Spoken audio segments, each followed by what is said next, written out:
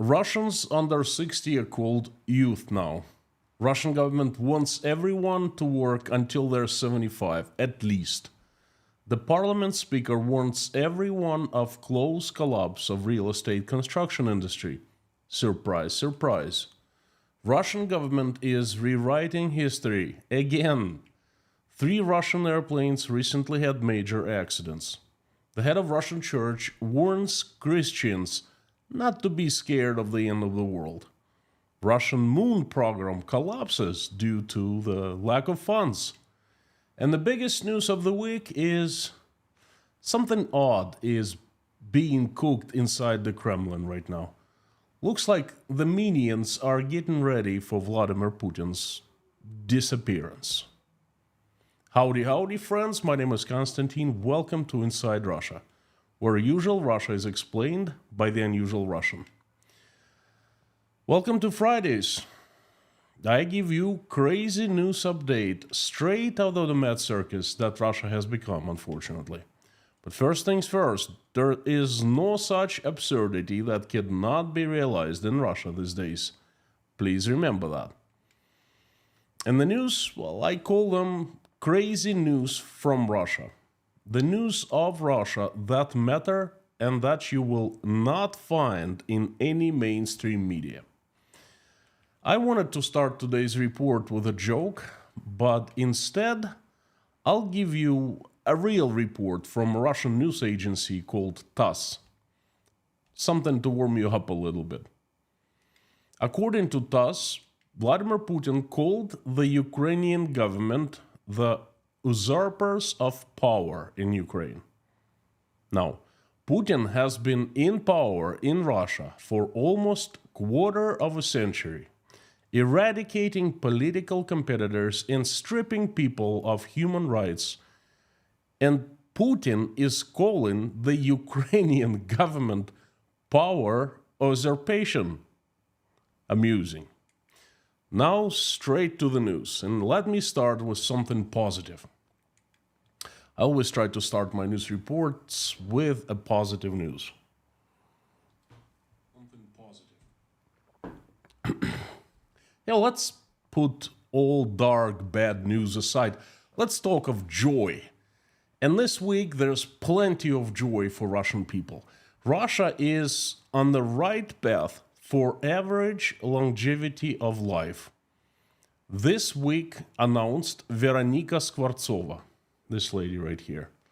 She is the head of Medical Biological Agency of Russian Federation. Russian men and women live longer every year, according to Skvortsova. The World Health Organization considers people under 45 youth.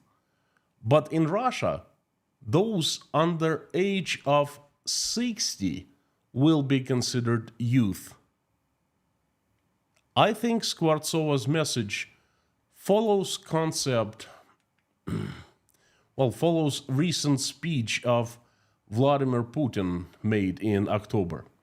He said that the average life expectancy of Russian should reach 78 years, and later, sometimes in the future, should exceed 80 years. What the hell did he get those numbers from? With so many people dying young in Ukraine, with drugs being absent in Russian pharmacies, the average expectancy of life, 78 and growing. The president called the extension of the active life of people as one of the goals of domestic healthcare, so that at a respectable age, Russians would have the opportunity to desire to work, as well as be mentors to younger generation and transfer their professional experience and skills to younger people.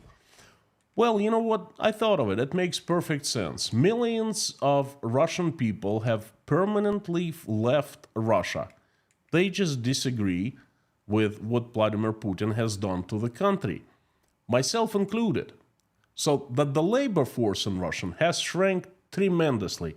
The unemployment rate in Russia is around 2%, and some experts say that it's even lower. That is a catastrophe. Russia needs workers. And how do you create new workers? Quickly, by forcing old people to work longer. You raise the retirement age. Of course, you sugarcoat it with sexy, attractive wording. For example, Russian youth is now everyone under the age 60. So you're a 58, or you're still young, you're youth. And then after 60, you become middle age. Rejoice. Do you feel young again? And middle age kicks in at the 60 and lasts until 73. And you obviously cannot retire in the middle age. You must work. It's your responsibility. It's your obligation to the motherland. So you have to work until 73. And your pension kicks in only at 73 years old when you reach 73, instead of today's 65. Well, I guess today will be considered old days very soon. And the youth must serve their country in the army. Oh, don't forget that. It has to mobilize at country's first calling. So mobilization age now is up till 60. A perfect move by Putin and Russian government. Do you know what surprises me the most in this story? No, not the youth thing, not raising the youth until 60. Steps like that are expected from Putin and his gang. Actually, I've been talking about it for 2 years. I've been uncovering government's lies, and so this is not a surprise. But I was really surprised to learn that there is a medical biological agency of Russian Federation. It has 9 departments, well, I checked, and it includes over 200 large state-owned enterprises. I couldn't find the number of people it employs, but considering those enterprises, are large and then employ, let's say, 1,000 people each, so we're talking about from anywhere from 100,000 to 200,000 employees. Very little is known about this agency. This woman heads it. Its website is inaccessible from outside Russia. You see, the map of Russia still contains major white spots, even for me. So there's a lot of work in the future for me and you.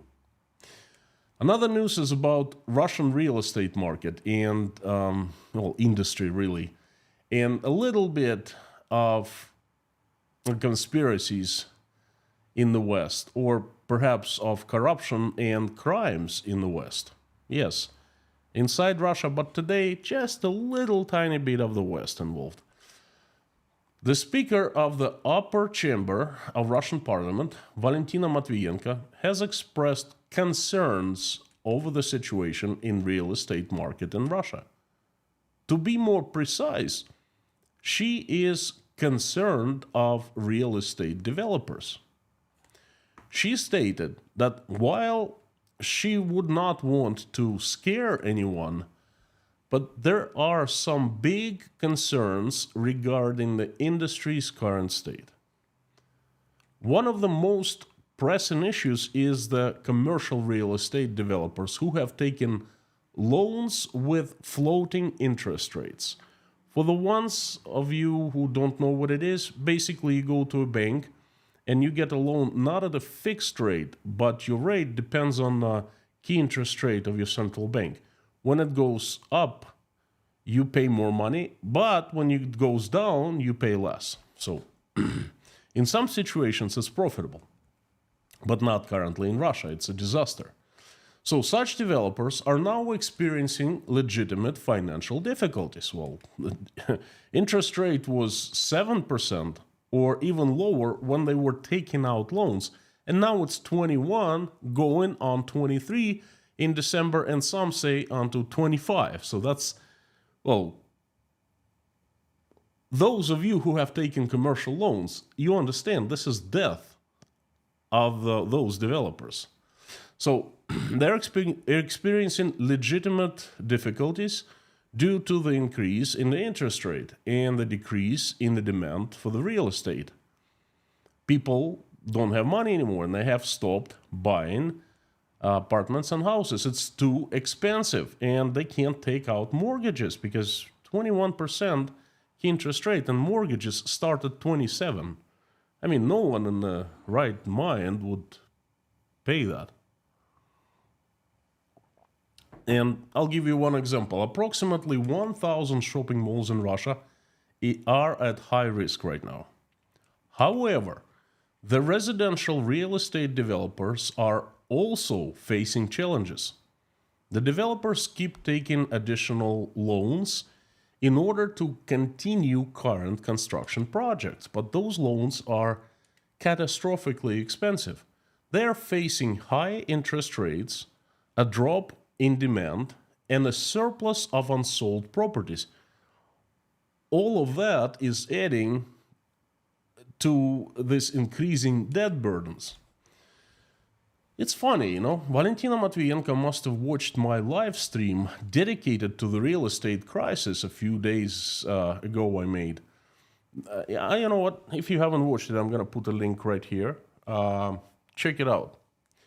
I've told numerous times that Russia's real estate market is in a state of emergency, in a state of bubble now, that it has reached an incredible size, that bubble.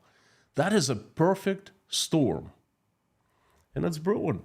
The government does not seem to have the resources to bail out the market players out this time, as they did, let's say, 2009. In 2025, we will see a wave of developers going into bankruptcies, and the bubble begins to burst, leading to eventual collapse. You know, again, it's not that Matvienko's words came as a surprise to me. The situation in the market is crystal clear to any economics freshman. Whoever studies just scratches the surface of economic science. And sooner or later, someone among Russian top officials would start speaking, and it's Matvienko. That actually doesn't surprise me a bit. It's expected. What surprises me is silence of the Western media and international economic organizations. You know, those who for the past 2 years have been publicly stating that Russian economy was successfully circumventing the international sanctions and growing despite all the obstacles. Those like the Washington Post, the Wall Street Journal, the New York Times, the Economist magazine, the International Monetary Fund, the World Bank, they are using now the best tactic of Putin's boys. They are keeping silence. They don't come forward and say, hey, we made a mistake.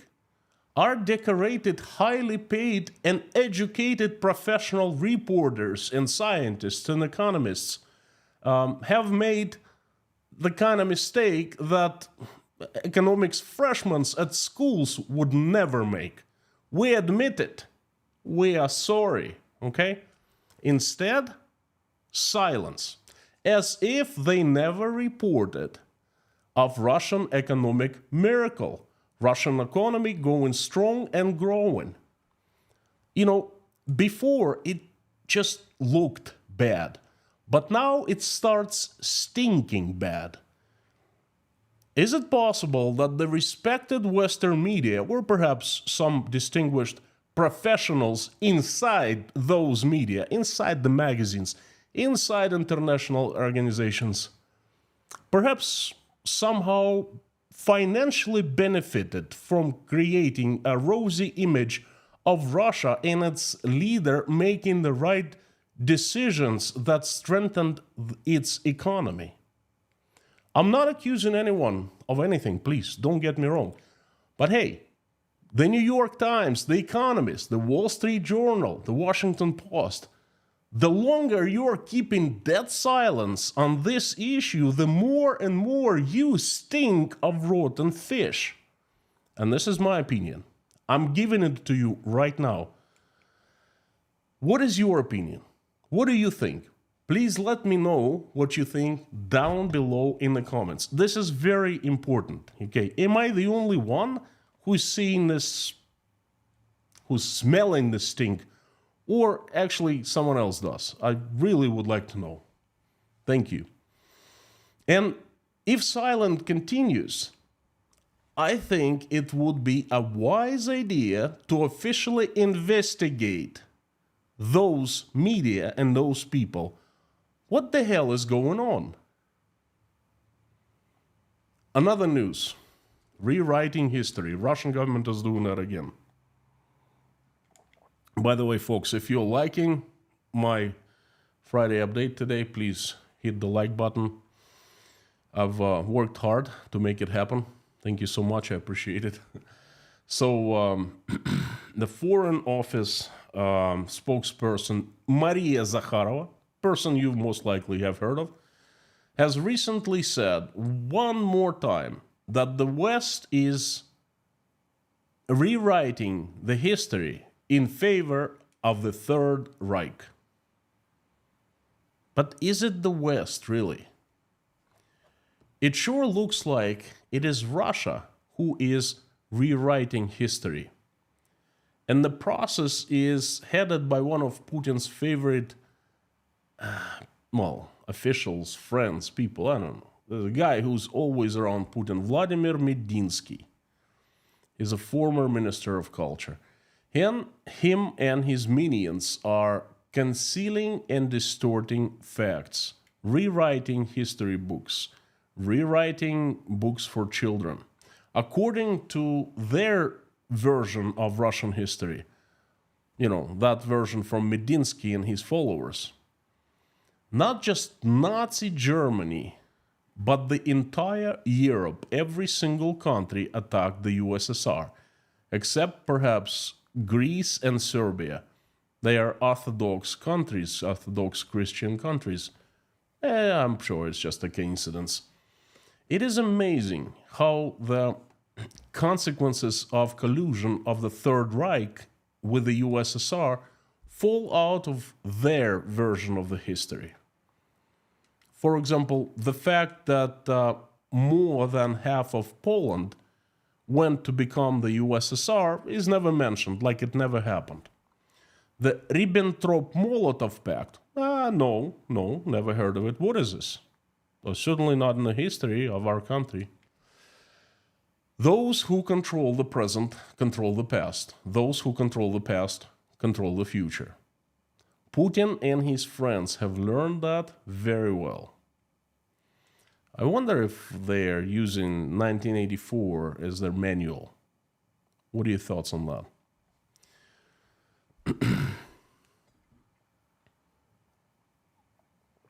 Actually, the next news is flying safety. One more issue that I've been talking about is the safety of planes that fly in Russia. And I have been warning for many months now that it's becoming less and less safe to fly in Russia. It's no-brainer. The planes are all made by either Boeing or Airbus, and they need to be serviced, maintained. The parts need to be replaced. It's common sense and logic. So anyway, the past week, 3 aviation accidents happened in Russia. Well, 2 accidents happened in Russia and 1 in Turkey, in the city of Antalya, when a Russian plane landed. Yesterday, the Azimuth Airlines, in Russia it's called Azimut, Superjet SSJ-100, flight from Saransk to St. Petersburg was delayed and eventually cancelled due to engine problems. At first, the flight was delayed by about 40 minutes, and then the passengers were boarded. But the plane couldn't take off.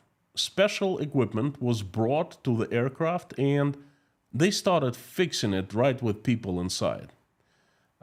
Check out this picture right here.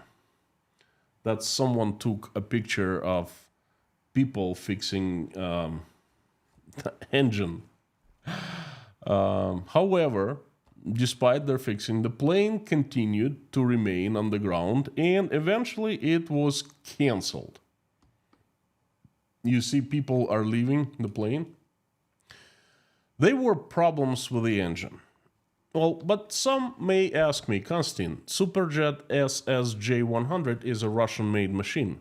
Well, right, but the thing is, everything inside that plane, all the components are foreign-made, and the engines are made in in France by a French company, and that French company has pulled out of Russia due to, you know what, the war in Ukraine, and this is what you get. Not maintaining your plane, you can't start your engines.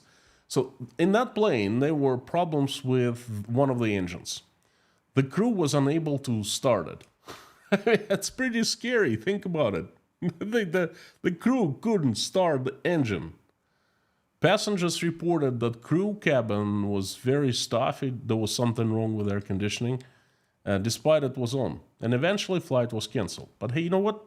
That's not a big deal. It's a good thing that the plane never took off and they started fixing engine. I don't know how well they fix it, but on November 24th, two Azimuth Superjets incidents happened with them. Two within a short period of time. And one of them almost resulted in a tragedy. And I think one of the planes is trashed. So one of the aircrafts made an emergency landing in Krasnoyarsk. But everything was fine. No one was hurt. There was problem with onboard equipment.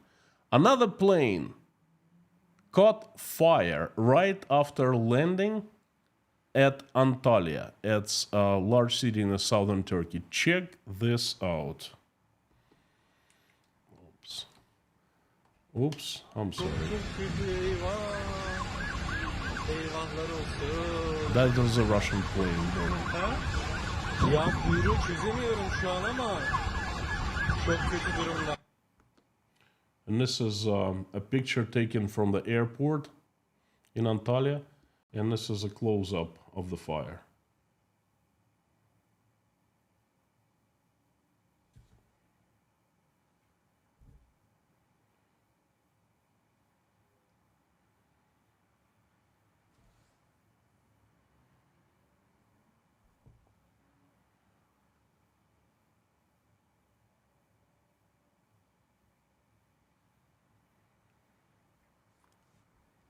This plane, Superjet, has a structural problem. The same problem occurred a few years ago in Sheremetyevo airport. There was a harsh landing and one of the engines was caught on fire, and then half of the plane was able to evacuate, and unfortunately another half could not. You understand what happened to them. No injuries were reported in all three incidents, and no one died in Antalya.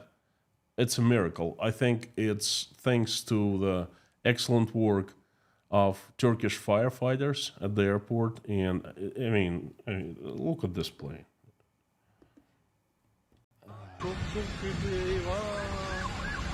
Eyvahlar olsun. This is pretty darn bad, if you ask me. Well, anyway, it's a miracle. It's a miracle that no one died, okay? The situation with airplanes in Russia is getting worse by the day. I'm going to make a live stream dedicated to this problem, how I see it's unfolding and worsening. And folks, unfortunately, something dark is coming. It's not going to be good. Moving on to the lunar news. You know, my memory is very good. I remember things. I'm sorry, but I remember things. One of the biggest problems when I had Bell's palsy about 7 weeks ago is that my memory was off, was my thinking was messed up. I couldn't do the streams because I was medicated. But I'm back to normal, and my memory is back to normal, and I remember things, and I'm still waiting in great anticipation for the start of Russia's moon project. Vladimir Putin came out in April of 2022, and he told us, promised us that Russian moon project program restarts, and Russia is going to the moon, and there's this huge program, and broke down into stages. I quote Putin from April 12th, 2022. We will continue to create a new generation transport ship and nuclear space energy technologies, where we certainly have a very good foundation and absolutely clear advantages over others. Let's resume the lunar program. Gosh. So what is the lunar program, the moon project, the moon program Putin promised us? There are 3 stages. First stage is launching a few moon ships. Luna 25, Luna 26, Luna 27, Luna 28. And that was supposed to start in 2023 and finish in 2025. Well, they attempted to launch Luna 25. It was a huge failure. But I'm still waiting for Luna 26, 27, 28. Well, hey, it's still 30 days left. I can't say that Russian government is... No, 30 days. They still have 30 days to launch these 3 rockets as Putin promised. The second stage, the manned flight to the moon. This stage starts at 2025, 30 days from now, and it'll last until 2035. Hey, the start is right around the corner. I'm waiting anxiously. And the third stage, establishing a manned moon base, something me and my friends dreamt of when we were children. So that stage will last from 2036 to 2040. Hey, challenging, but that's what Putin promised us, and he wouldn't lie us. Would he? But today, a different kind of news came in.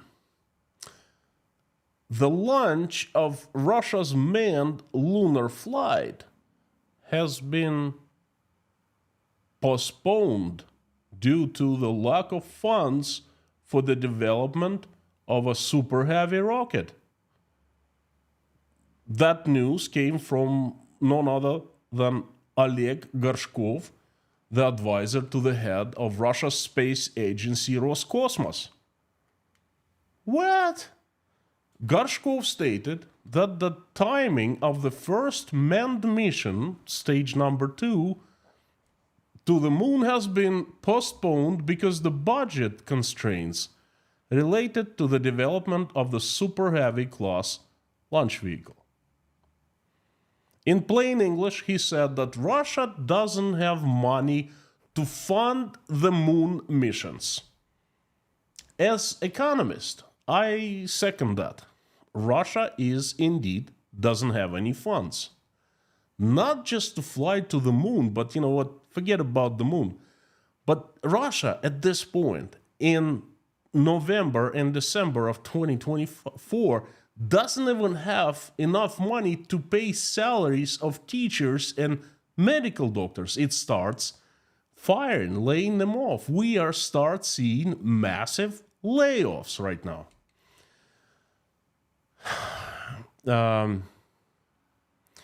And then, you know what, Putin came out and he was so proud. He said, we will do that.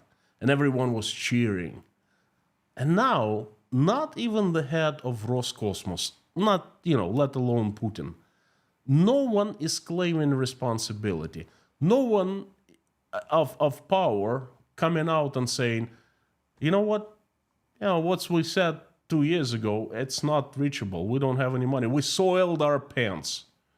I really would like Putin to address this issue, okay? What the hell happened to the moon program in Russia? No.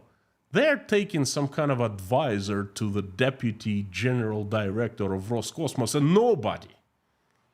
And give them this bitter responsibility to tell the world that they soiled their pants. Only a madman would be talking about flying to the moon now. A madman or a liar. More lies and more lies are coming out of Russia.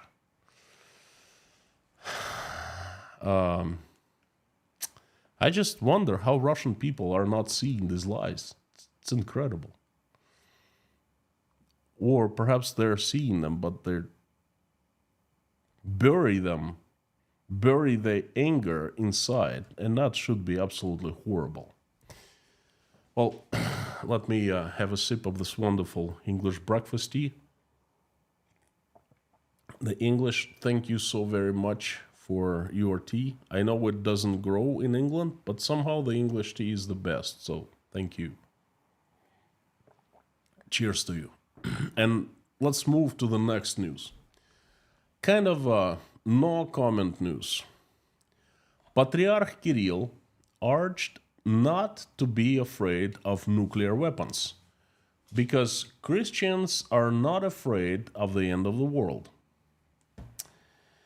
Oh boy, oh boy, oh boy, oh boy. At a session of the 26th World Russian People's Council, the head of Russian Church, Patriarch Kirill, declared the harmfulness of excessive alarmism and speculations on the nuclear issue.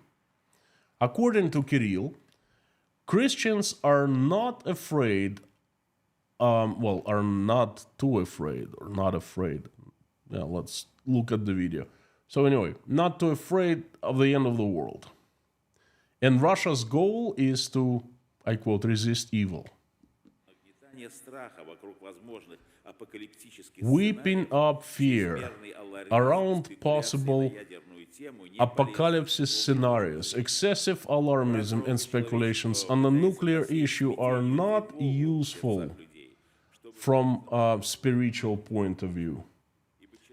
The enemy of human race, humankind, is trying to sow anxiety and questions in the hearts of people in order to paralyze their will and deprive them of courage, because it's easier to manipulate a person deprived of spiritual world. There is no need to play along with all of this. Christians not afraid of the so-called the end of the world. We're waiting for the Lord Jesus, who will come in great glory, destroy evil and judge all nations. I unquote.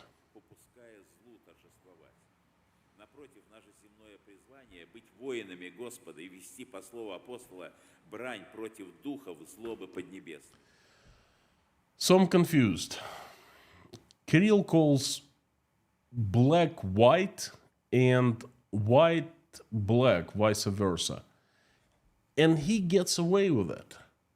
I wonder, perhaps Russian people don't watch these things, or perhaps they watch but they don't understand. They don't think much enough to actually think of his words. Christians are not afraid of so-called end of the world. Christians are not afraid of the nuclear chaos and nuclear war. Well, I tell you what, I am Christian and I am afraid. I want to live to old age. I want to see my kids grow up. I want to get older along with them. I want to see my grandchildren and perhaps great-grandchildren. Why would I want to die in nuclear war? I certainly don't. I don't want to die in a nuclear all-out war. I don't want some madman starting nuclear war for no obvious reason. And the Russian church, folks, not really sure which god they pray to. Perhaps you know? Let me know in the comments down below, please. And I also wonder, does Kirill have his own bunker? Okay, before moving to the next news, I want to thank you. Those of you who have been supporting me through this pretty hard time. I've had Bell's palsy. I couldn't do anything for a month.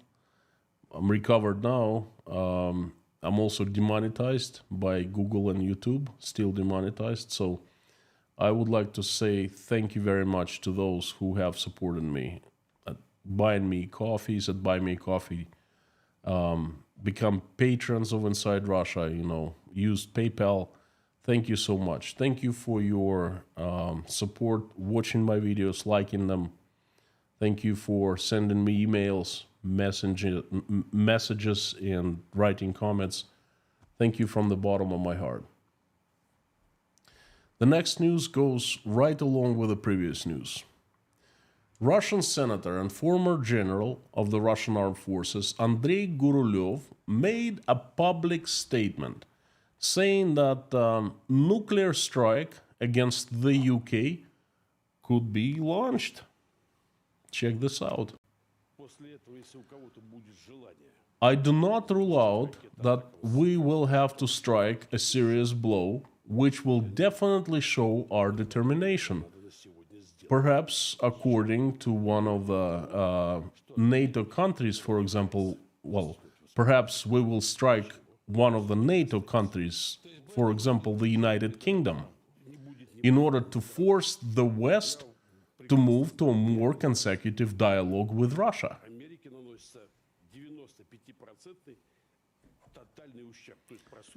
I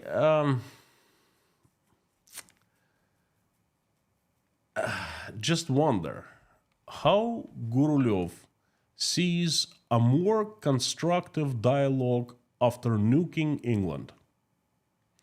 A Russian nuclear ballistic missile, say Oreshnik, this what Putin says brand new, in reality it's Soviet Union design, it's old. Anyway, a ballistic missile flies and hits somewhere near London. Hundreds of thousands of people die instantly. And what does Gurulev think happens next? Does he think that all countries in the world all of a sudden say, we should have moved to a closer constructive dialogue with Russia. You see, we should be tolerant to Russia now. We should include Russia into G8 now, since they, nuked England. We gotta talk to them now. We gotta be softer to them. Does he think that Russia would be left alone after that? Does he think that Russia would not be wiped out from the face of the earth immediately?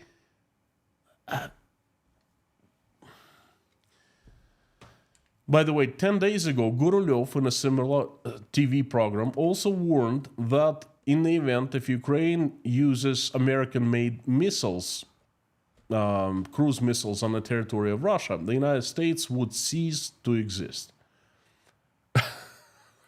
That's the guy, from the so-called army number 2 in the world speaking. Anyway, it's funny and it's not funny at the same time, It's very sad. He's a disgrace of my country. He's one of the people I'm ashamed to be called Russian because of. Madman is a barbarian. I mean, he calls to nuke the UK so the West would start dialogue with Russia. My country has become like a bully. I know a lot of people say, well, it has always been a bully. Well, I didn't see it that way, okay? But I clearly see it now, that Russia right now is a huge bully that no one really wants to deal with, and they just everyone kind of tolerates it because it's there. It has nowhere to go. Okay. I'm sorry. This just it's shameful. I think that the senator at least should be quitting drinking so much. He's delusional. Or perhaps it's not his drinking, it's his heart. I don't know. The next news also comes from Russian government. Again, I use my sharp memory. Deputy Prime Minister Denis Manturov in May of 2024, right after he became first vice prime minister after Vladimir Putin was announced the president for the fifth time, there was shake-up of the government. Denis Manturov became man number 2 in Russian government after the prime minister. And then he came out, and one of the first promises he gave not too long ago, in May, I still remember that TV program. He promised all Russians, live in a national TV, that the serial production of the new Russian luxury car called Aurus will begin at the former Toyota plant near St. Petersburg in Shushery at the end of 2024. Let's fast forward to the end of 2024. It is today, late November. It has been just announced that the serial production of Aurus cars has been postponed indefinitely, just like the moon program. At the former Toyota plant, they were going to produce not the cars that Putin rides in. It's not even a car, it's flying fortress, So, but they decided to produce new models, different models of Aurus. Stripped down cars, much simpler cars, something comparable to, BMW 5 Series level. To do that, they can't do that, obviously, in Russia. They can't produce cars. How are they going to fly to the moon if they can't produce cars, for goodness sake? So anyway, they had a brilliant plan because, those guys at the Russian government, they're good. Okay, so they started looking towards China. They started looking for a partner from China, a manufacturing company with already ready cars to be manufactured. Actually, so the cars would be manufactured in China and shipped to Russia for minor assembly. So the cars would be assembled, let's say they take 4 wheels and put them together, okay, and they put a proud Aurus made in Russia plates all over the car, okay? But guess what? They couldn't even do that. The Chinese snubbed them. Every single manufacturer in China declined to use Toyota plant to produce, well, not to produce, to ship and to assemble their cars. Even this level of mass production, which is kind of a shame, could not be done. The thing is, Manturov knew it couldn't be done back in May when he was making this promise to the prime minister and to all Russians to start mass production by the end of the year. But he didn't care because he doesn't get held responsible. It's a normal state for a Russian official to promise a lot and do nothing, and no one says a word in the future because that's what they're supposed to do. The goals are different. The goals of Russian officials is to serve the goals of the vertical of power, to serve Putin, to maintain his hang to the power, absolute power. Everything else, they can do and say whatever they want. That's the trade-off. That's their reward. This is what I'm thinking. Where do Russian people come from? What planet? If they believe that a country that cannot establish mass production of conventional cars, regular cars, it cannot mass produce cars. How they believe that it can establish the moon base, or it can mass produce ultra modern, unparalleled, as Putin say, intercontinental ballistic missiles. I mean, to produce a car is much easier than to produce a missile. I guess they are from Mars and I'm from Venus. It's just I didn't notice it until recently.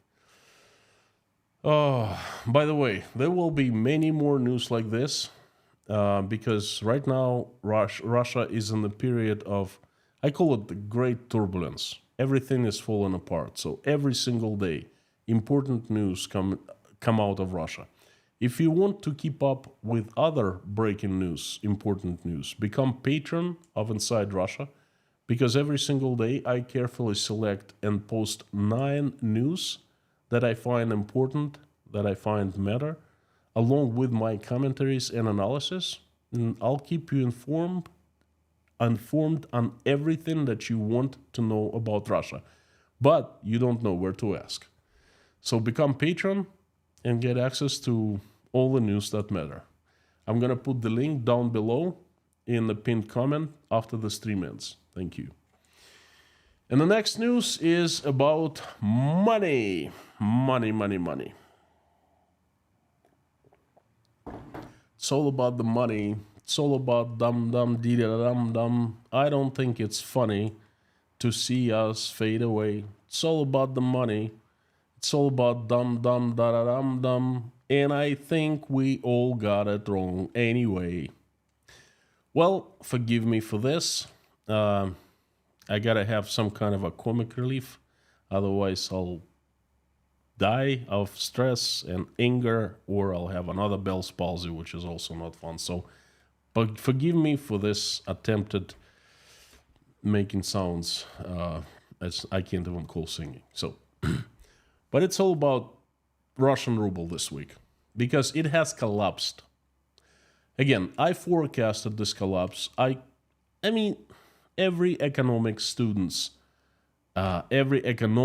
student could foresee this collapse. It's a no-brainer. You don't have to be super smart. You don't have to be super educated. It's even like a matter of common sense. So I forecasted for quite some time, and it finally happened. It was long expected. Russian currency has lost nearly a quarter of its value in just 3 months. Right now, it's if you look at this graph, it's not good. Okay, right now, the exchange rate set by the central bank, one American dollar is worth 109 rubles and 58 kopecks. That is just 42 kopecks short of 110 rubles. And just a couple weeks ago, people were scared of hitting 100. So, офигеть. That's what we say in Russian. But this topic is big enough to dedicate an entire hour to talk about it. I will do that soon. I want to attract your attention to something completely different now. Russian officials of different caliber have started assuring regular Russian people that high dollar to ruble exchange rate and high inflation are okay. These economic conditions are perfectly normal. Not the end of the world. I quote Sergei Dubinin, ex-chairman of Russia's central bank. The current level of inflation is not fatal for the country. With the economic indicators as what we're seeing right now, Russia will be able to exist for a very long time. Take Turkey as an example, where the inflation rate is 50% for several years, and it's okay. And Dubinin is not the only one. A leader of major political party Slutsky, the Minister of Finance Siluanov, Putin's press secretary Dmitry Peskov, I showed you in my previous stream, all of them, commenting, they're saying, hey, it's not a big deal. What do you care about? You earn your salaries in rubles. So worry about rubles. Don't worry about dollar. And then Slutsky says, well, you know what? Russian ruble is the best currency in the world. It's all temporary. Well, guess what? There's nothing more permanent than temporary, okay? So they all are speaking of current economic chaos. This is chaos. This is the tsunami. And they are speaking of it as it's new normal. It's okay. It's not fatal. Of course, it's not fatal. Of course, Russia can live with even much higher exchange rate. Of course, Russia can live with interest rate that is much higher than right now, 21%. Soon it will be 23, and, mark my words down, or perhaps even 25 in December. Of course, it's not the end of the world. Inflation galloping, we've seen there, we've been there, we've done that before.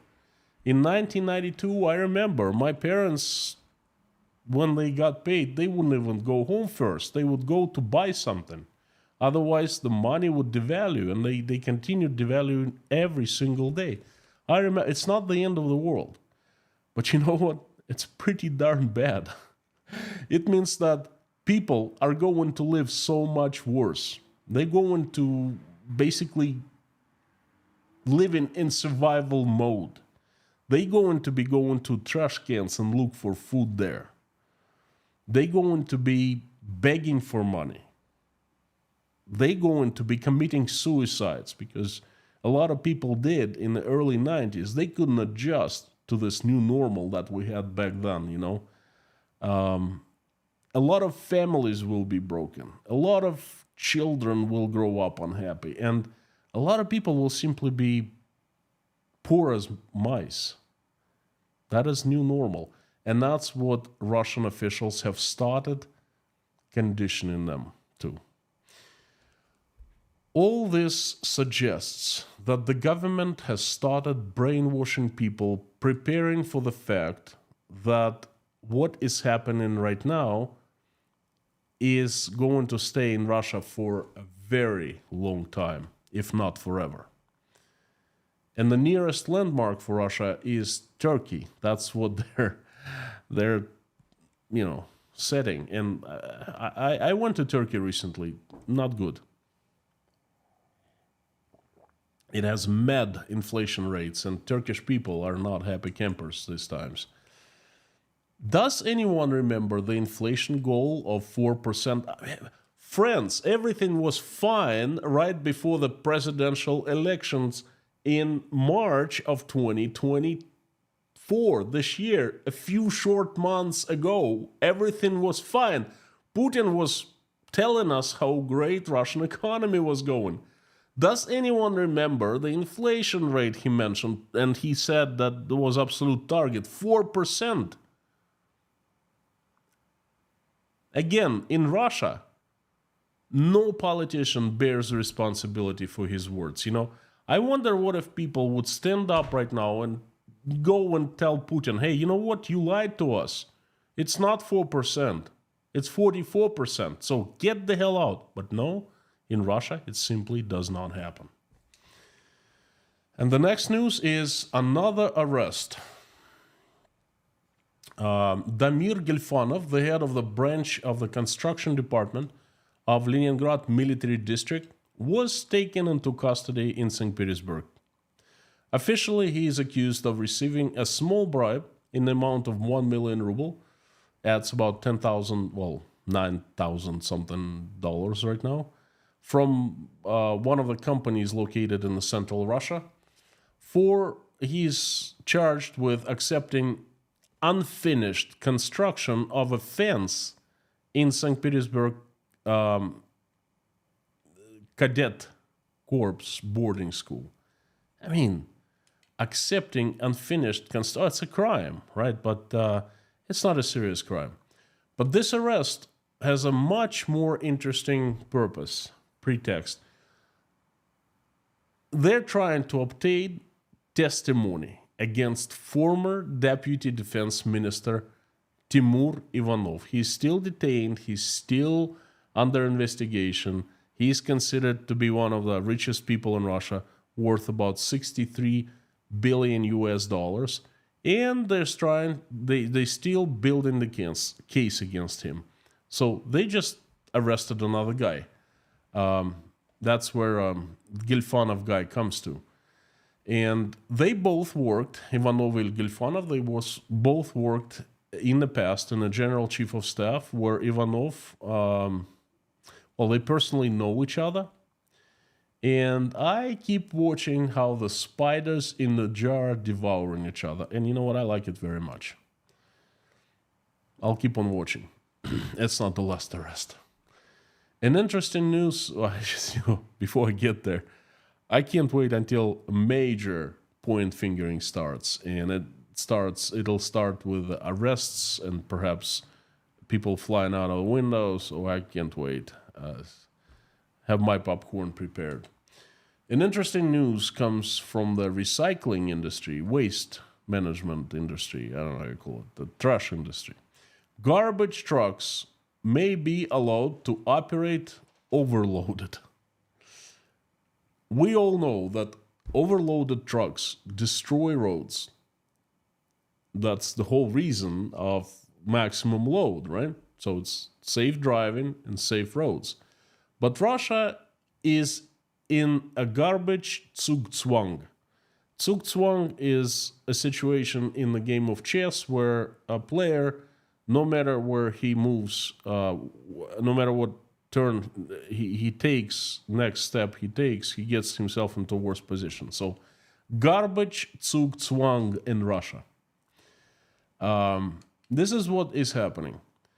The parliament is discussing amendment to the law on highways, allowing garbage trucks to drive overloaded without fines until 2028. Today, garbage companies pay from anywhere from 250 to 400,000 rubles for a truck if it exceeds the permissible axle load. That's anywhere from 25,000. From 2,500 to 400,000. I need to sip this English tea. You know, folks, speaking for a long time like this is actually not that easy. So please appreciate what I'm doing right now. Hit the like button if you haven't. Subscribe if you haven't. So I really appreciate that. Thank you so much. So anyway. Today, garbage companies pay fines anywhere from $2,500 to $400 US dollars for every truck if it exceeds the permissible axle load.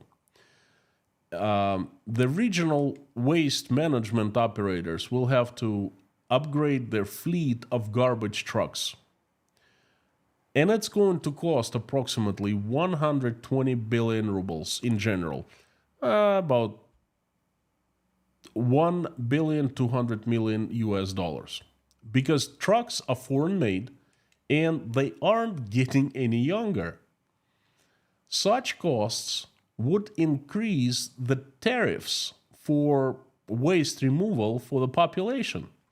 And raising tariffs right now equals increasing levels of anger. And the population, regular people, they're getting angry by the day. So if trash removal companies increase their tariffs, that's gonna get even worse. It's gonna make people even mad, even more madder. So anyway, I think you get the idea. The solution is simple: to let the trucks carry over the weight limit and make them more money, and they will not increase the tariffs for people. This is an odd solution, but this is what they have made up with. I hope you're following the logic of these people. Yes, overloaded trucks will destroy the roads and the bridges. But who cares now? There are bigger problems in the country right now. Russians won't even need roads when they switch to horses, as Russian senators propose. The next news is metallic.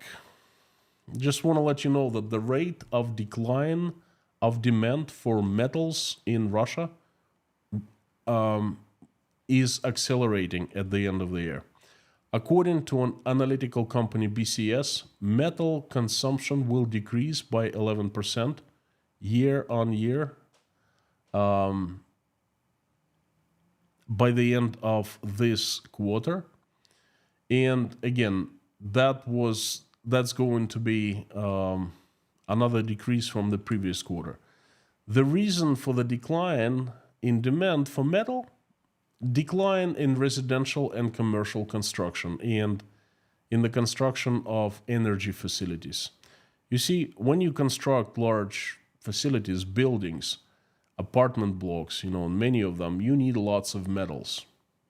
And if you don't, you obviously don't.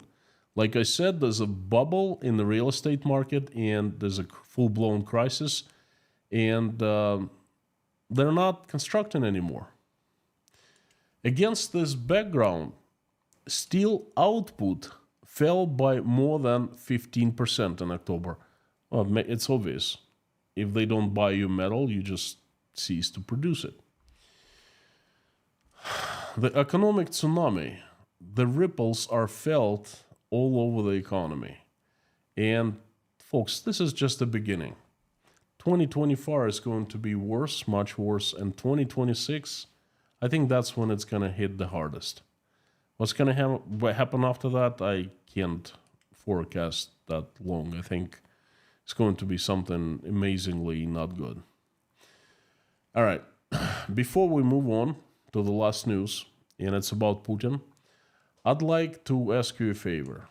Please select 3 news that you like the most and let me know in the comments down below once you are done with the stream. I am done with the stream. We're finished. Let me know which ones you like the best. The feedback is really important for me. I like to know which news you like more. Thank you so very much. And if you haven't liked this video, please do so right now. It helps a lot. And if you don't want to comment about the news, just say something.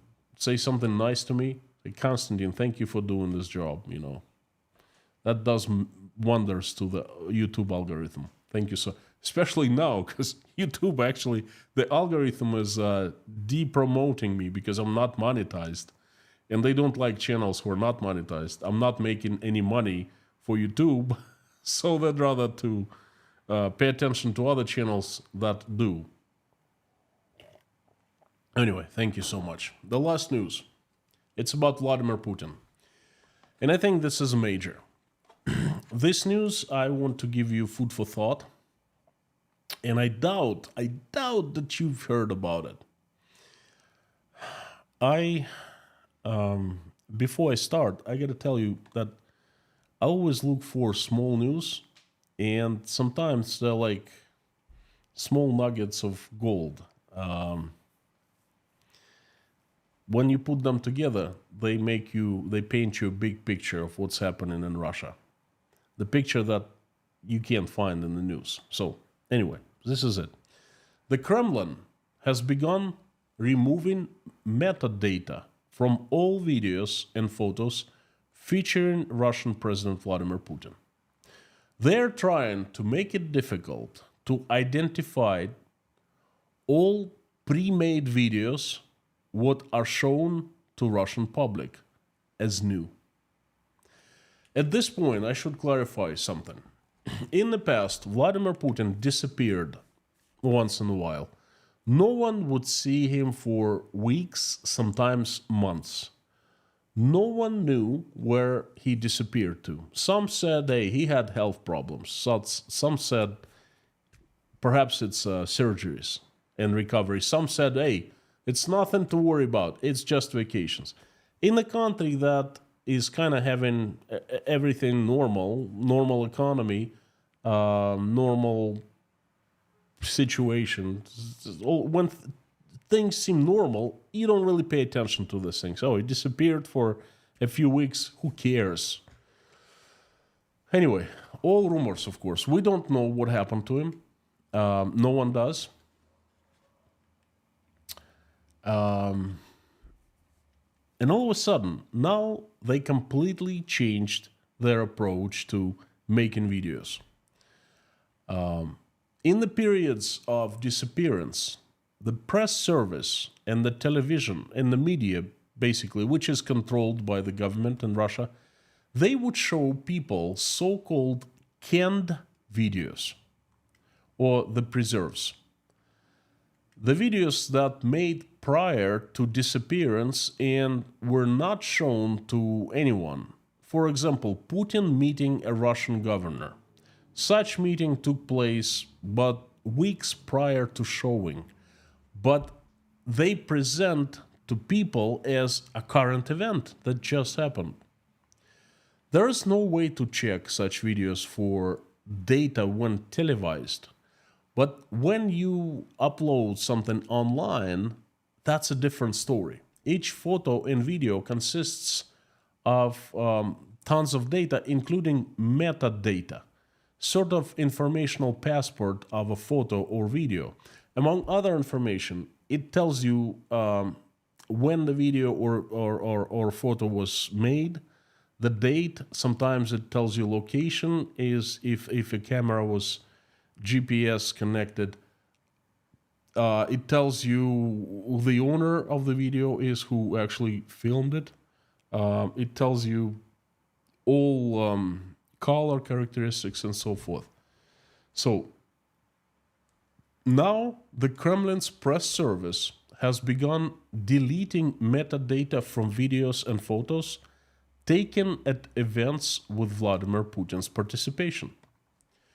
Before, based on this internal information contained in the properties of files, the metadata, it was possible to find out that the photo or video passed as fresh were actually taken in advance, and in reality it is canned video or the preserve.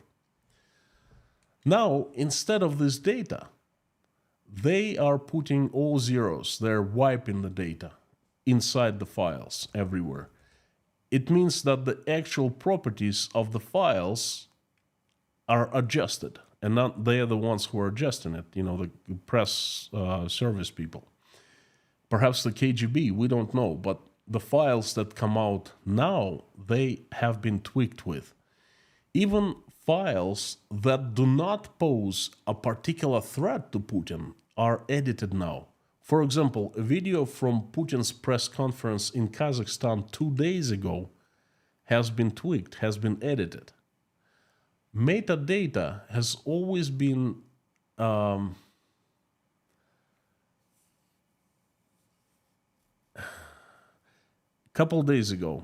few days ago, Vladimir Putin made an address to people about Russia using ballistic missile onto Ukraine, Aviation. And it happened for the first time that Russia used a ballistic missile. And metadata in that video message was missing. It was altered. So we don't know when Putin actually made that video. But check this out. Something very odd. I showed it in the video day before yesterday, but it's worth taking a look again. Look at Putin's hands. Very odd. They're not moving. They've been edited. What is wrong with them? What the hell happened?